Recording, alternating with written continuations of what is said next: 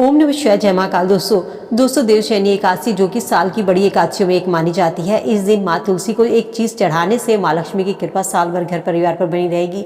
देवशयनी एकादशी के दिन हम भगवान विष्णु की आराधना करते हैं और भगवान विष्णु को तुलसी प्रिय है, तो इसलिए कहा जाता है कि यदि आप एकादशी के दिन तुलसी से जुड़ा कोई भी उपाय करते हैं तो भगवान विष्णु की कृपा के साथ साथ माँ लक्ष्मी की कृपा भी प्राप्त होती है। तो चलिए जानते हैं कि देवशयनी एकादशी कब रहेगी, कब तिथि शुरू होगी और कब समाप्त होगी, और देवशयनी एकादशी के दिन तुलसी से जुड़े कौन से उपाय कर सकते हैं। दोस्तों आषाढ़ माह में पड़ने वाली देवशयनी एकादशी का व्रत बेहद ही खास माना जाता है। इस एकादशी को देवशयनी एकादशी, पद्मनाभा एकादशी और हरिशयनी एकादशी के नाम से जाना जाता है। कहते हैं आषाढ़ माह की जो एकादशी आती है, इस दिन से भगवान विष्णु योग निद्रा के लिए अर्थात सोने के लिए चले जाते हैं और कार्तिक माह की देव उठावनी एकादशी के दिन जागते हैं। इन 4 महीने कोई भी शुभ मांगलिक कार्य नहीं किया जाता, जिसे हमारे सनातन धर्म में चतुर्मास कहा जाता है। इन 4 महीने भगवान शिव जो होते हैं वो सृष्टि का संचालन करते हैं। इन 4 महीनों तक कोई भी संत यात्रा नहीं करते, सब भगवान की भक्ति में लीन रहते हैं। इसीलिए ये एकादशी हिंदू धर्म में बेहद ही पवित्र और पूजनीय मानी जाती है।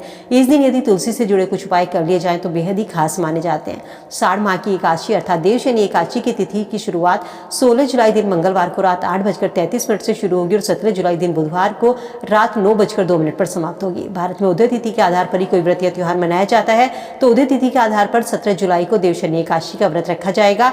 इस दिन भगवान विष्णु के साथ माँ लक्ष्मी की पूजा करने का विधान होता है। घर में सुख समृद्धि के लिए, धन के लिए माँ लक्ष्मी की आराधना करनी चाहिए। माँ लक्ष्मी को यानी कि तुलसी को कुछ न कुछ चीज जरूर अर्पित करनी चाहिए। हमारे शास्त्रों में देवशयनी एकादशी पर तुलसी से जुड़े कुछ ऐसे उपाय बताए गए हैं जिनको करके आप अपनी आर्थिक स्थिति को मजबूत कर सकते हैं, अपने सौभाग्य को चमका सकते हैं, अपने घर में माँ लक्ष्मी की कृपा कर सकते हैं। 17 जुलाई दिन बुधवार को सुबह ब्रह्म मुहूर्त में उठकर स्नान करके एक चौकी पर कपड़ा बिछा लीजिए। चौकी को साफ कर लीजिए गंगा जल से, उस पर पीले रंग का कपड़ा बिछाकर वहां पर भगवान विष्णु की प्रतिमा को स्थापित करें और इसके बाद में वहां पर भगवान विष्णु की जो प्रिय चीजें होती हैं, पीले रंग के फूल, पीले रंग की मिठाई का उन्हें भोग लगाइए। और साथ ही आपको इस दिन भगवान विष्णु को तुलसी दल जरूर अर्पित करनी है, लेकिन ध्यान रखें कि एकादशी के दिन तुलसी को तोड़ना वर्जित माना जाता है, तो आप पहले से तुलसी को तोड़ सकते हैं। जब आप भगवान विष्णु की पूजा करने बैठे तो उस समय हाथ में थोड़ा सा गंगा जल लेकर व्रत का संकल्प लेना चाहिए और इस जल का आचमन करना चाहिए। इसके बाद में जब आप तुलसी की पूजा करें तो देवशयनी एकादशी के दिन तुलसी माता को लाल रंग की चुंदरी अर्पित करने से घर में धन दौलत की प्राप्ति होती है। तुलसी माता को लाल रंग की चुंदरी अर्पित करें, लेकिन ध्यान रखें कि आपको महीने में 15 दिन में इस चुंदरी को बदलना है। देवशयनी एकादशी के दिन आपको एक पीले रंग का धागा लेना है, इसमें आपको 108 गांठ लगानी है और इसके बाद इसे तुलसी के गमले में या तुलसी में बांध दीजिए और इसके बाद तुलसी माँ से जो भी आपकी मनोकामना है उस प्रार्थना को कहिए। तुलसी पर जल अर्पित करें और शाम के समय तुलसी पर दिया जलाएं। दिया जलाते समय उसके नीचे चावल का आसन जरूर लगाएं। दिए के नीचे चावल का आसन लगाने से माँ लक्ष्मी प्रसन्न होती है और घर में हमेशा धन धान की वृद्धि होती है। घर में कभी भी व्यक्ति को धन दौलत की कमी नहीं होती, पैसे की वजह से व्यक्ति का कोई काम नहीं रुकता। इसके अलावा कहा जाता है कि देवशयनी एकादशी के दिन यदि आप तुलसी के पौधे में लाल रंग का कलावा बांधते हैं तो ऐसा करने से व्यक्ति की सभी मनोकामनाएं पूरी होती है। भगवान विष्णु और माता लक्ष्मी की कृपा घर परिवार पर बनी होती है।